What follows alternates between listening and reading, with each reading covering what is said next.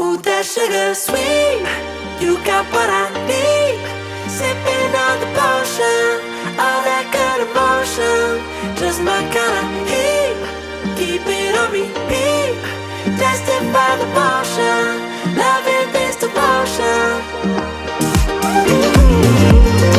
Sipping on the potion, all that good emotion. Ooh, that sugar.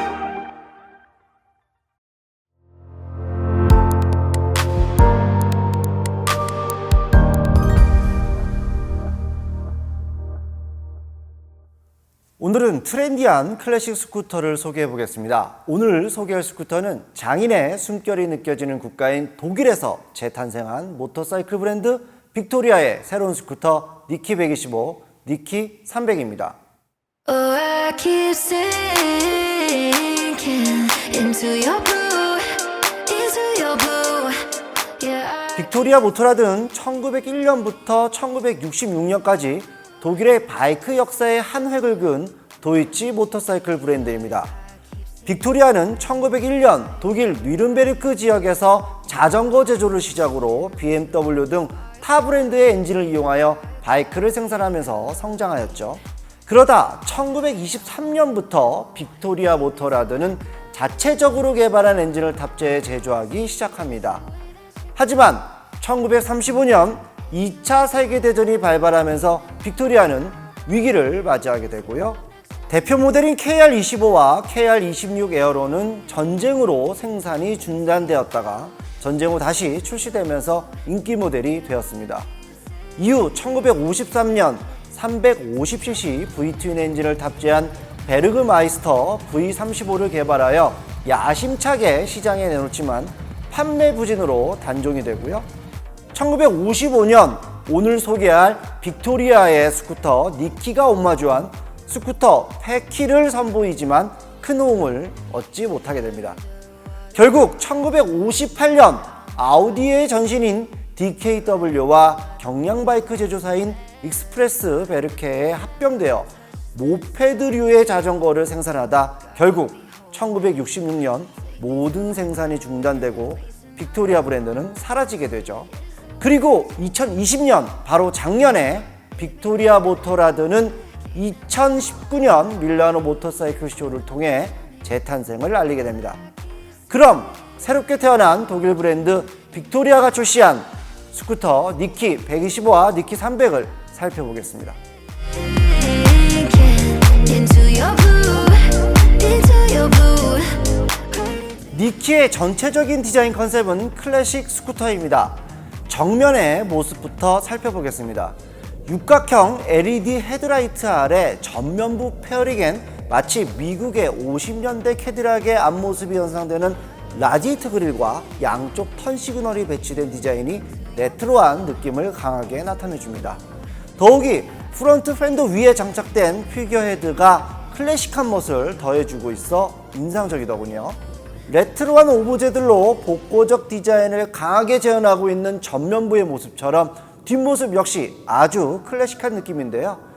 각지게 떨어지는 뒤태와 후면 상단에 큼지막하게 박혀있는 후미등, 그리고 뒤쪽 라인을 따라 길게 선으로 연결된 리어 LED 주행등과 턴 시그널 디자인은 전면부처럼 캐딜락의 뒷모습이 연상됩니다.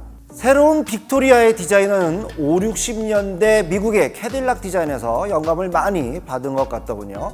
앞서도 언급했지만 니키의 모든 등화류는 LED입니다. 헤드라이트는 물론이고 앞뒤 턴 시그널, 후미등, 심지어 번호판 등까지 등화류는 풀 LED입니다. 빅토리아 니키의 시트는 운전석과 동승자석이 분리되어 있습니다. 1955년 빅토리아의 처음이자 마지막 스쿠터였던 패기의 시트 형태와 유사한데요. 운전석 쪽 시트는 텐덤 시트와 만나는 지점이 위로 올라가 있어 운전자와 동승자의 간섭이 일체형 시트에 비해 덜할 것 같습니다. 시트 디자인은 니키 클래식 라인은 다이아몬드 퀼팅이고 스포츠 라인은 가로 퀼팅으로 되어 있어 마치 커스텀한 시트처럼 고급스럽습니다. 니키의 클래식 라인은 화이트월 타이어가 기본으로 장착되어 있어 클래식 스쿠터로서의 느낌을 한층 살려주고 있습니다. 보시는 바와 같이 스카이블루 색상, 레드 그리고 민트 색상은 클래식 라인으로 화이트월 타이어가 기본으로 장착되어 있고요. 그린 색상과 블랙 라임, 그레이 색상은 스포츠 라인으로 화이트월 타이어가 아닌 노멀 타이어가 장착되어 있으니 구매하시는데 참고하시면 되겠습니다. 타사의 클래식 스쿠터들은 동승자를 위한 그랩바 정도만 장착되어 있거나 아예 그랩바조차도 없는 경우가 많은데요. 니키는 리어 캐리어가 기본으로 장착되어 있네요. 하지만 이 리어 캐리어는 탑박스를 장착할 정도의 사이즈는 아닙니다.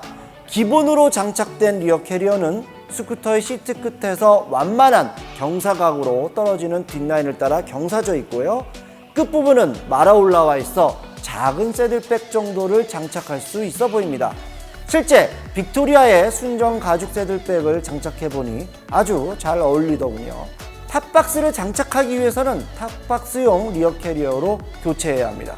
헤드라이트 모양처럼 육각형 모양의 계기판은 아날로그와 디지털 방식이 함께 녹아있는 LCD 계기판입니다.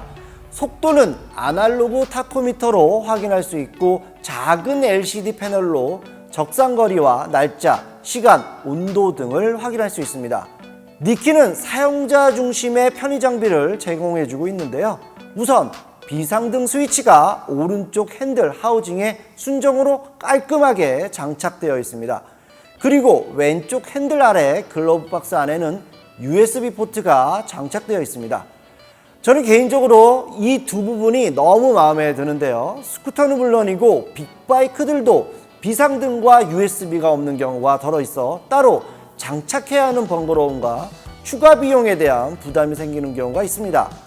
니키를 선택하게 된다면 그런 번거로움과 부담에서 탈피할 수 있겠습니다. 니키는 키박스에 키를 꽂은 상태에서 시트 오픈 및 주유구를 오픈할 수 있습니다. 타사의 클래식 스쿠터의 경우 시트 오픈을 위한 키락 장치가 별도로 분리되어 있는 차량도 있고요. 주유구 역시 주유캡에 키락 장치가 별도로 있어 메인 키박스에서 키를 분리해서 따로 락 또는 언락을 해야 하는 번거로움이 있는데요. 니키는 메인 키박스 안에서 모든 잠금과 해제가 가능합니다. 니키의 시트 및 수납 공간은 여유롭습니다. 풀페이스 헬멧이 들어가고도 남는 공간이 있을 정도로 여유로운 공간입니다. 보통 스쿠터 시트 및 수납 공간이 작아 특히 풀페이스를 사용하시는 라이더들은 취향과 관계없이 탑박스를 따로 장착해야 했는데요. 니키는 헬멧 보관을 위한 탑박스 장착은 하지 않으셔도 될 것 같습니다.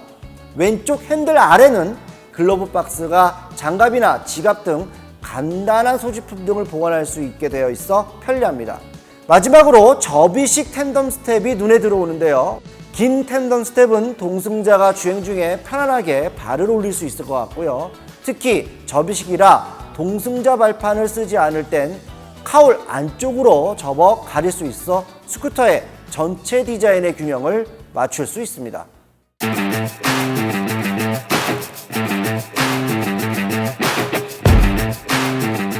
자, 그럼 니키 125와 니키 300을 타고 나가 주행감을 알아보도록 하겠습니다. 니키의 전체 길이는 1975mm로 거의 2m 가까이 됩니다.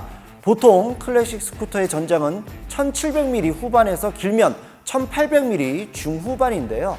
니키는 1975mm로 긴 전장 덕에 실물이 훨씬 길어 보이고 커 보이는 특징이 있습니다. 긴 전장과 머슬한 느낌의 디자인 덕에 스쿠터에 착석했을 때의 묵직함을 예상했었는데요. 막상 앉아보면 그렇진 않습니다. 가볍게 느껴지고 편안하게 느껴집니다. 공차 중량이 127kg이라 130kg을 넘지 않아서 체감적으로 가볍게 느껴지는 것 같고요. 주행이 시작되면 이상하리만큼 시트가 주는 편안함과 안정감이 있어 차체가 균형 잡힌 느낌을 받을 수 있습니다. 시트는 다른 스쿠터에 비해 편안하고 안락합니다. 운전자 시트 끝부분이 올라와 있어 급출발을 하여도 뒤로 덜 밀렸고요. 엉덩이 쪽을 받쳐주는 느낌이 있어 안정적이었습니다. 동승자가 있다면 급제동 시 동승자 역시 앞으로 덜 쏠릴 수 있겠네요.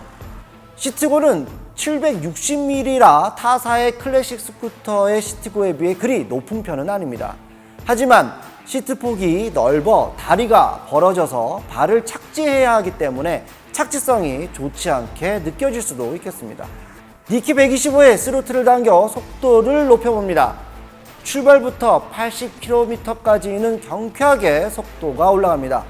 제원상 나와 있듯이 7000rpm의 9.1Nm의 힘은 어반 투어러로서의 무리없는 힘입니다. 스로틀을 놓지 않고 계속 감고 있으면 80km의 속도에서 부드럽게 90km까지 속도가 올라가지만 약간의 딜레이가 느껴지기도 합니다. 니키 300은 125의 2배의 토크감과 힘을 보여줍니다. 125보다 빠르게 속도를 높일 수 있고요. 힘은 넘쳐납니다. 라이딩 경험이 오래된 라이더에겐 니키 125는 답답할 수 있겠고요. 하지만 니키 300은 125보다 넘치는 힘 덕에 시원하게 도심에서 주행을 할 수 있겠습니다. 니키 125는 생각보다 잔진동이 많이 느껴졌는데요. 이 진동은 어떤 이에게는 감성으로 느껴질 수 있겠으나 또 어떤 이에게는 불편함으로 다가올 수 있겠죠. 반면 니키 300은 니키 125보다 진동이 덜 올라오는 듯한 느낌입니다. 니키의 프레임 구조와 파워트레인의 합은 125cc보다 니키 300이 더 잘 맞게 느껴집니다. 니키 125와 니키 300은 모두 긴 전장으로 인해 코너에서 날카롭게 선회하지는 못했고요. 니키 125보다 니키 300이 무게감이 있는 서스펜션 세팅 덕에 요철 등 고르지 못한 노면에서의 충격을 더 잘 흡수하였습니다. 니키 125, 니키 300 모두 앞뒤 디스크 캘리퍼로 니키 125는 CBS 즉 연동식 브레이크 시스템이고 니키 300은 ABS 센서가 탑재되어 있습니다. 니키 125의 브레이크 성능은 나쁘지 않았고 연동식이라 브레이킹 시 앞뒤 균형을 잡아줘 차체가 한쪽으로 쏠리지 않게 안전성을 확보해 주었습니다. 아시다시피 연동 브레이크는 브레이킹 시 차체의 좌우 쏠림을 억제해줘 라이더가 균형을 잡을 수 있게 도움을 주는 안전장치죠. 니키 300의 ABS 센서의 반응은 타 기종에 비해 더뎠지만 필요한 만큼 개입하여 작동하였고 길들이기가 안 돼 있어서인지 약간 좀 밀리는 경향이 있었습니다. 브레이크 길들이기를 신경 써서 해야 할 필요가 있을 것 같고요. 전반적인 니키 300의 브레이킹 성능은 나쁘지 않았습니다. 자, 이렇게 빅토리아의 니키 125와 니키 300을 구석구석 살펴봤습니다. 우리가 잘 몰랐던 유럽의 다양한 브랜드들이 새로운 국가의 자본이 투입되면서 또 내수가 아닌 타국에서 제조되면서 다시 대중들 앞에 선보이는 경우가 아주 많아졌습니다.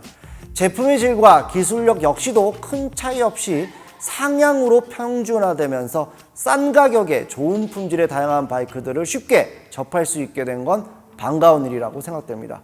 무엇보다 빅토리아 브랜드가 국내에 잘 안착되어 앞으로 확대되는 라인업을 꾸준하게 국내 소비자들에게 소개할 수 있는 기회가 자주 찾아오기를 기대해 봅니다. 오늘도 역시 구독과 좋아요, 알림 설정 부탁드립니다.